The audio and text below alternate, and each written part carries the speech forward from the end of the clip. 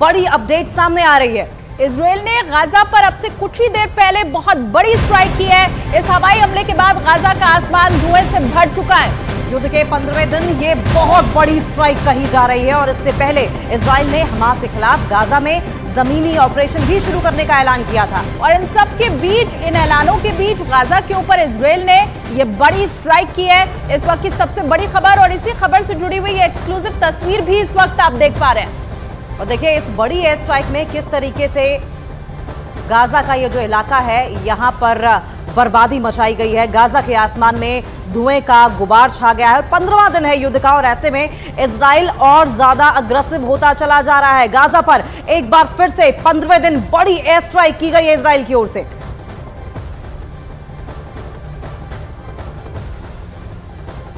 Hamas के खिलाफ छिड़ी जंग को इजराइल ने 3 चरणों में पूरा करने का प्लान तैयार किया है। इन 3 चरणों में इजराइल की सेना ने गाजा पट्टी से हमास का नामो निशान मिटा देने की कसम भी खाई है। युद्ध का पहला चरण जारी है जिसमें इजराइल हमास पर ताबड़तोड़ हवाई हमले कर रहा है।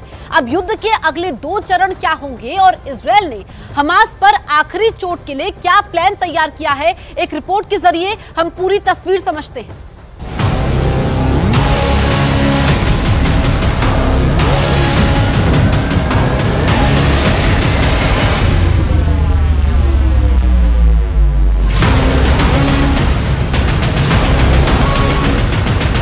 इस बार हमास से बदला नहीं, हमास का समूल विनाश चाहता है इजराइल। रोज रोज की लड़ाई को हमेशा के लिए खत्म करना चाहता है इजराइल।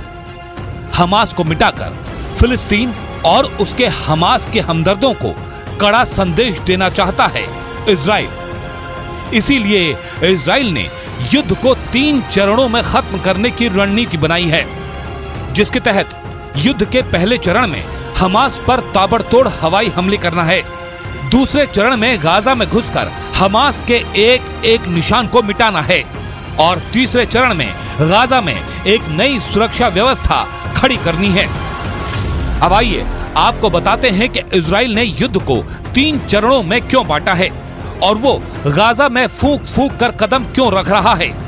दरअसल गाजा की घनी आबादी में छिपे हमास के लड़ाकों और उनके ठिकानों को पहचानना बहुत मुश्किल है। गाजा के ज्यादातर ठिकानों की पहचान तभी होती है जब वो रॉकेट हमले करते हैं। इससे इजराइल का एयर डिफेंस सिस्टम और सैटेलाइट उस पाथ को ट्रेस कर लेते हैं जिससे होकर रॉकेट इजराइल की ओर आता है। इसके बाद इजराइल ठीक उसी लोकेशन पर ड्रोन से मिसाइल दागकर उस जगह को नेस्तनाबूद कर देता है।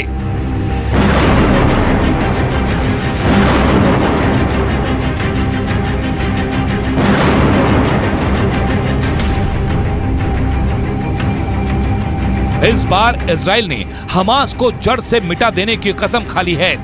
मतलब हमास के खिलाफ इजराइल ने आर या पार की जंग छेड़ दी है।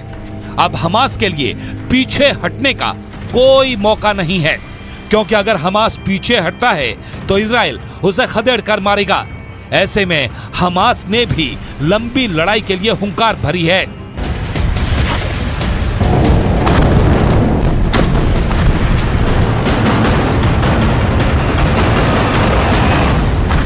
इजराइल के रक्षा मंत्री योव गैलेंट ने कहा कि इजराइल अभी इस युद्ध के पहले चरण में है, जिसमें हमास को हराने और उसके ठिकानों को तबाह करना शामिल है। इसीलिए हमास पर इजराइल के हमले जारी हैं और हमास के लड़ाकों और उसके बुनियादी ढांचे को नुकसान पहुंचाया जा रहा है। צה"ל ממשיך להיערך לשלב הבא של המלחמה, התמרון. הכוחות נמצאים בשטח, מתאמנים, מתארגנים, לומדים, מתחקרים, לומדים כבר את כל מה שקרה בלחימה עד כה ואת הלקחים שעליהם להפיק.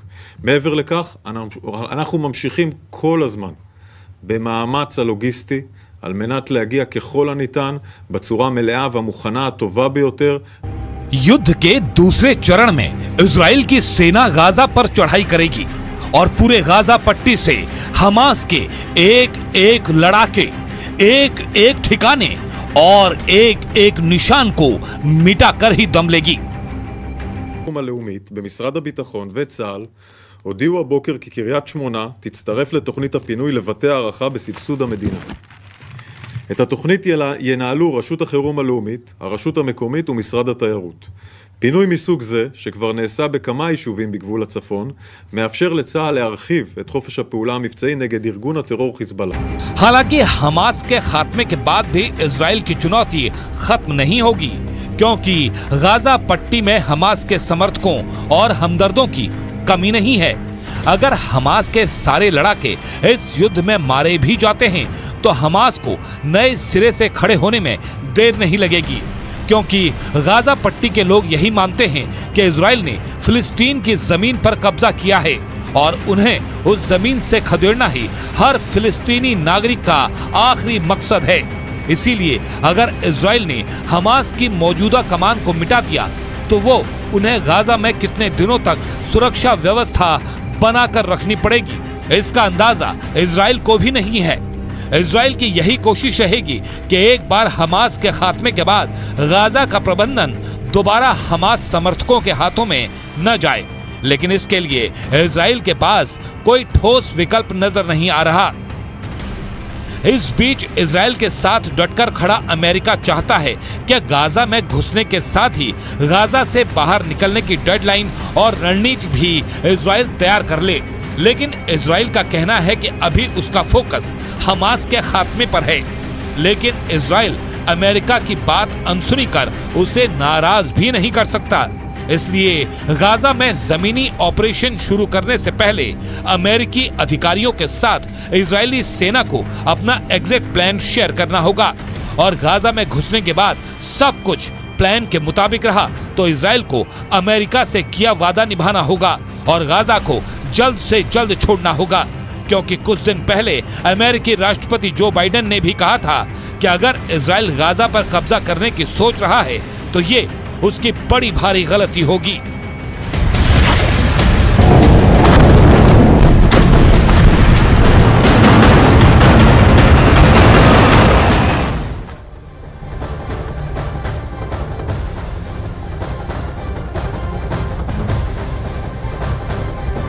बड़ी खबर आपको बताएं, इजराइल के ताबड़तोड़ हमले के बीच हमास ने अब से कुछ ही घंटे पहले 2 अमेरिकी बंधकों को रिहा किया है और ये दोनों अमेरिकी नागरिक मां और बेटी हैं, जिन्हें रेड क्रॉस के जरिए हमास ने रिहा कर दिया है। और हमास की कैद से 2 अमेरिकी नागरिकों की रिहाई के बाद जो बाइडेन ने इन दोनों से ही फोन पर बात की है। बताया जा रहा है कि इन लोगों की रिहाई के लिए कतर हमास के साथ बातचीत कर रहा था। बाइडेन ने हमास को वार्निंग भी दी थी, जिसके बाद हमास ने अमेरिका के शिकागो की रहने वाली मां बेटी को रिहा किया।